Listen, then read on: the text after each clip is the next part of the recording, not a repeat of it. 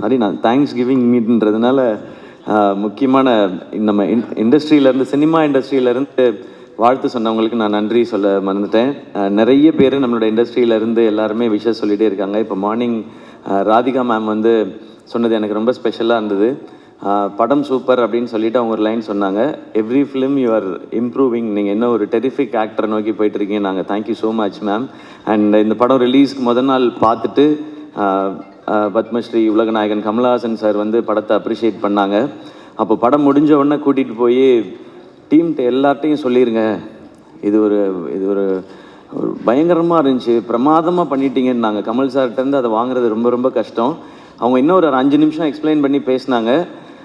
அமரனுக்கும் அவங்க இவ்வளோ 5 மினிட்ஸ்லாம் பேசலை, 2 மினிட்ஸ் 3 மினிட்ஸ் தான் பேசினாங்க. பட் இந்த படத்துக்கு அவ்வளோ நேரம் பேசினாங்க. So thank you so much Kamal sir.